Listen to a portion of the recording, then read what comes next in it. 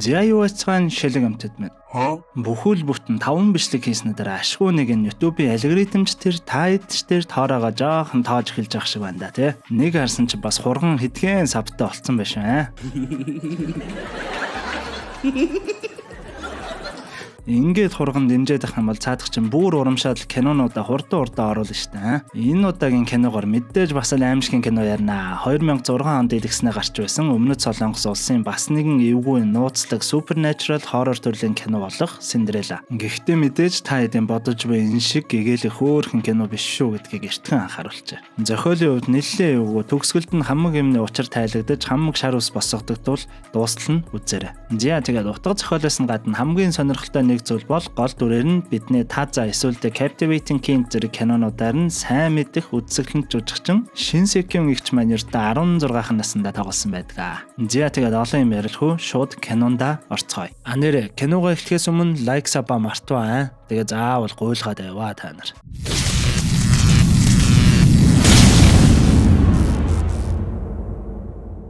Нэгэн эмэгтэй хэн нэгэн зориулж төрсөн өдрийн бялуу бэлтэн лаг насаан өрөөнд нь ортол төрсөн өдрийн эзэн нь амиа хорлсон байдалтай гарснаар уг кино маань эхэлнэ.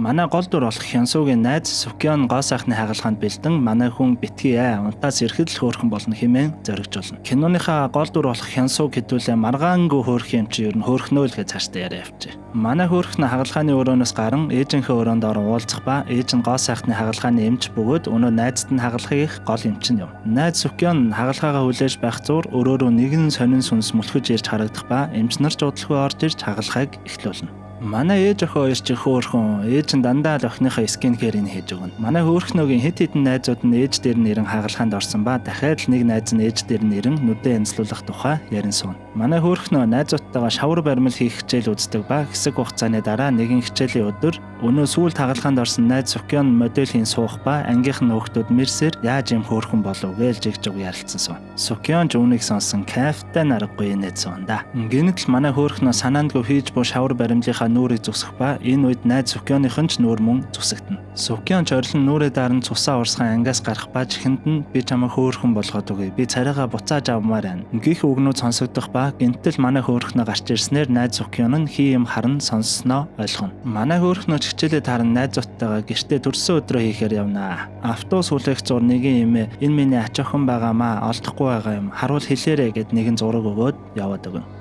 Энэ үеэр манай хүний хар багын нэлээд танхаа найз болох Сонгён жижиг мопедтэй ирэх ба манай хоёр сундалтан гэрлүүн явна. За ингээ бүүн ойролцоо нэрнүүд байгаа тул энэ хар багын найзыг нь ерөн хідүүлээ танхаа найз нь гээл явчих. Угаасаа нэлээд танхаа нөхөр байгаа. Энэ үеэр манай хүний ээж нь дэлгүүр дотор охиндоо төрсөн өдрийн бэлэг болгож палаж авах ба нэг л сонин яг ижилхэн 2 палаж авах нь тэр. Охтууд ч манай хөөрхнөөгийн гэрт цуглан төрсөн өдрөө тэмдэглэж эхэлнэ. Лаа үлээлгээд торт нүрэнд нь ялах үйл ажиллагаа явахад гэрэл унтарснаар санаандгүй өнөө сүүлд хагалгаа ялгсан найз Сукёныхын нүрэнд нь ялчихна. Өнөөхөн ч нэлээд урлан ариун цэврийн өрөө орон нүрээ угааж байтал гинтэл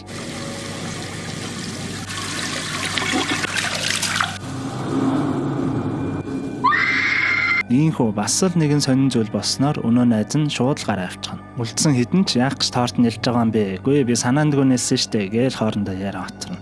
Манай хөөрхнөө өнөө танхаа найзтайгаа үлдчихсэн зургийн цомог үзэн инээлдэх ба манай өнөө цэцэрлэгийн насны зургууд огт байдгүй ээж нь нүүж байхдаа алга болгоцсон л гэн. Ээж нь ч энэ яриаг нь хаалганы гаднаас чимээгүй сонсож суух ба нэг л эвгүй болон буцаад алхаад явна. Өнөө эвгүй зүйлс банг хараад байгаа найз Сукён бүр өрөөнөөсөө ч гарахаа байж ээж нь сандран манай хөөрхнөөг ээжтэй хамт гэртээ дуудана. Юу болов яав ийв гэд манай хүн найзынхаа өрөөнд орон уулзтал өнөөх нь овоо тайван ярилцаж байснаа бас л өнөө би чамайг хөөрхөн болгоод өгье. Миний царайг буцааж өг гэх сонин хоолойг сонсон сандран манай хөөрхнөг өрөөнөөсөө хөөн гаргана. Найз нь өрөөндөө сандран суутал гинтэл нэг цэв цэнхэр нүдтэй зүйл гарч ирснээр яг өнөө үгийг хэлэн хацрыг нь цусаж эхэлнэ. Уг орлооныг сонссон манай хөөрхнөө болон ээж нар нь өрөөнд нь ортол аль хэдийнэ Сукён найз нь өнгөрсөн байхан тэр. Найзыгаа алдсан манай хөөрхнөө ч нэлээд сэтгэлээр унаж ээж нь сэтгэлийг нь өргөх гэж их л үзнэ. Ээж нь манай хүнийг усанд оруулан өгч байх ба манай хөөрхнөө ээждээ би таны гарнаас атгах үед зүрхийг тань мэдэрдэгэ гэдэл нэг хөөрхөн тайвширсан янзтай ярин суун. Усанд орсны дараа ээж нь манай хүний нүүрэнд маск тавьж өгөө түр босох үед нь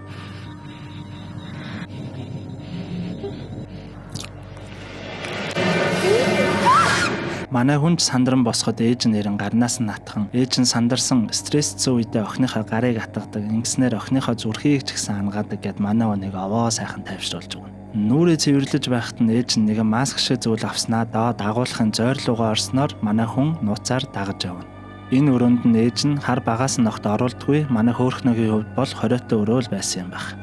Уг өрөөнд нууцаар орон явсаар ээжийнхээ ажлын тэмдэглэлээс нэгэн эвгүй зураг олох ба гинтэл нэг зүйлээс зочиод эргээд хартал ээж нь ирээ зогссон байхад тэр. Манай хөөрхнөө ч өнөө зургийг нууцаар авсан байх ба өрөөндөө орон хартал 1994 он хагалгааны өмнө гэд өөрийнх нь нэр бичээстэй байхад тэр. Манай хүн ч гайхан мөн сэжин аавн ээжээсээ та үнэхээр миний багын зургуудыг алга болгосон юм уу гэд нэлээд уртаа асуудал ээж нь юу ч хэлэхгүй чимээгүйсэн.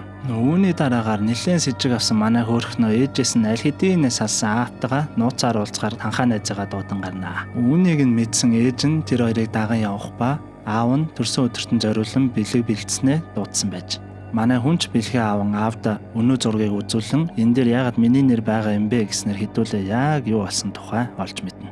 Олон жилийн өмнө манай хөөрхнөө цэцэрлэгийн насан дээр байхад ээж нь аавд нь юм өгөх гэж ажил руу орохдоо манай хөөрхнөөг машинд нь үлдээсэн байна. Ээж нь аавынх нь ажил руу ортол өөр хүүхэнтэй араар нь тавьж буйг олж мэдэн хэрэлдэн зогсох үед нь машин нь ямар нэгэн зүйлээс болж дэлбэрэн шатхан тэр. Нийгэн манай хөөрхнөө багада маш их гэмтэж түлэгдэн эмнэлэгт хүргэгдсэн байдаг. Ээж нь ч аргаа орон сүмд очин бурхнаас охиноо эдгэж өгөхийг гуйх ба энэ үед нэгэн өнчин өрөвдөлтөй охин хүүхэдтэй таарах ба түүнийг шууд л өргөн авсан байдаг. Өргөж авсан охин нь үргэлж нэг тоглоом баага тэрч явах ба энэ охиноо байнга л тэр агуулгад ороо амьдруулах болж. Өөрийгөө жинхэнэ охин нь биш аль хэдийнэ өнгөрсөн охиныг нь орлож ирсэн өргөмөл хүүхэд нь гэдгээ мэдсэн манай хөөрхнөөч нэлээ эм одуу гэрлүүгээ явна. Энэ бүхнийг нууцаар харан суусан ээж нь салсан нөхөртөөгөө уулзан яах гэж хэлсэн юм хизээнээс холбоотой байсан юм гэж нэлээ уурлаж гарнаа. Гэвтэл салсан нөхөр нь бит хоёрын охин айл 12 жилийн өмнө өнгөрсөн чи ижил нэр өгсөн ч гэсэн бидний охин биш шүү дээ гэж хэлтэл ээж нь өөдөөс нь тэр бол миний охин хинч надаас түүнийг салгаж чадахгүй гэд ямар ч эргэлзээгүй хэлхэн тэр.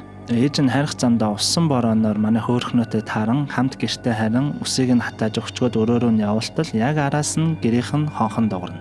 Гэтэл хонх тарсан хүн нь бас л манай хөөрхнөө нэлээд бороонд норчсон гаднаас орж ирхэн тэр. Манай хөөрхнөө ээжтэй би ааваа сонссон би таны охин биш үстэй гээл уурлаад дэлэг балгадуулаад өрөөрөөгөө орно. Энэ гэхдээ яг юу болоод байгаа юм бол энэ гэр дотор одоо ээжээс нь гадна хэдэн охин байгаад байгаа юм бол манай хөөрхнөөч нэлээд эмод өрөөндөө ороод унтах гэтэл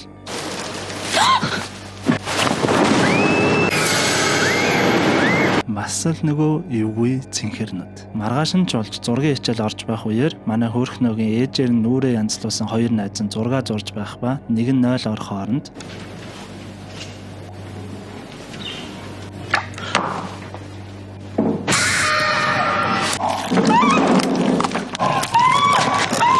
хичээлийн үеэр манай хөөрхнөө өнөө танхай найзтайгаа уулзтал найз нь хоёулангийнх нь цэцэрлэгийн үеийн энэ л ганц зураг надад байна гэд түнд өгнө. Гэтэл манай хөөрхнөө би ээжийнхээ жинхэнэ хүүхэд нь биш юм байлээ. Би нөгөө алга болсон хүүхдтэйш магадгүй гэд өнөө киноны эхэнд гардаг эмэгний өгсөн зургийг үзүүлтэл нүд нь цэвцэнхэр. Энэ үеэр өнөө ариун цэврийн өрөө явсан нэг нь буцаад ангидаа иртэл 뭐야 이거 왜 이래?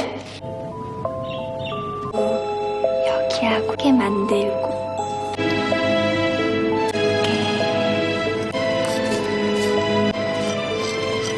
манай хоёр ч анги руугаа явж байтал өнөө танхаа найз нь өө энэ зураг дээрх охин чамтай төстэй ч гэсэн нүднийх нь өнгөн шал өөр цэнхэр юм байна штэ гэдэл гайхан ярилцаж яваад ангидаа ортол өнөө зураг зурж байсан хоёр охин нь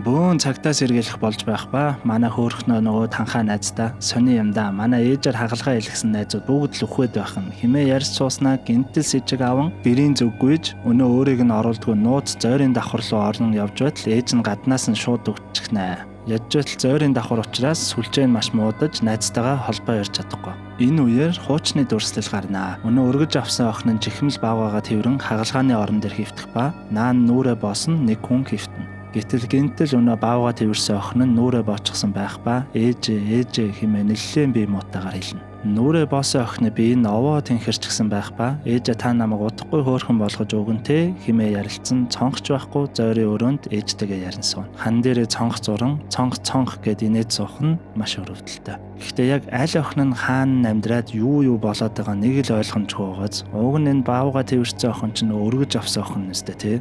Үйл явдал одоо цаг үе рүү шилжнэ. Манай хөөрхнөө өнөө зойрын давхрыг шалган явах ба яг бүр хүн амьдарч байсан гэмээр өрөө олж харах нь тэр. Сониуч зан хөдлөн бүр цаашлан үзэж явтал нэгэн хувцсны шууган дотор бөөн сонин хиймэл нүүр байх ба мөн нэгэн өдрийн тэмдэглэл олно. Уг өдрийн тэмдэглэл ээж намайг эгчтэй огт уулзуулдаггүй. Би уг нь эгчтэй тогломоор л байдаг. Эгчийг дунд сургуульд ороход намайг эгчтэй тоглож болно гэсэн ч ээж бас л худлаа ирсэн байсан. Би эгчийг зөвхөн энэ агааржуулах сэнсний хажуугаар жижигхэн нөхөр л хардаг. Эгч намайг бүр үзэн яддаг гэж ээж надад хэлсэн. Ээж надад эгч Хёнсогийн царай миний царай байсан гэж огт хэлж байгаагүй. Миний царай, миний хөөрхөн царай. Би Хёнсо болон түүний бүх найзуудыг алахыг хүсэж байна гэж бичсэн зүйлийг уншсанаар манай хөөрхөн Хёнсо болон хэдүүлээ яг юу болсон тухай ойлгож байгаа. Ерөнхийдөө бол ээж нь гэмтэж бэртсэн охиноо игэл жирийн жаргалтай амьдралаар амьдруулахын тулд өргөж авсан охиныхоо царайг мессийн аргаар аван өөрийн төрсөн охиндоо шилжүүлсэн байж. Тэр зойрын давхарт амьдраад дээш нь огт гаргадаггүй байсан охин нь үнэндээ төрсөн охин биш өргөж авсан охин.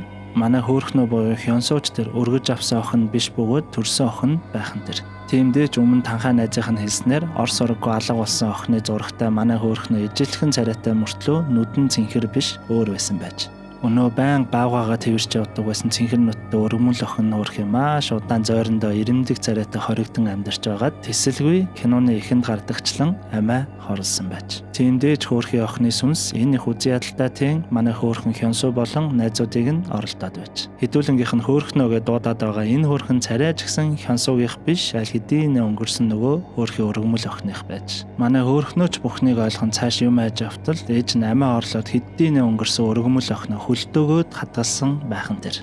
Ашгүй танхаа найз нь гаднаас ирэн түгжээтэй хаалхыг нь онгойлхон гаргах ба манай хүн шууд л ээжтэйгээ уулзахаар явна.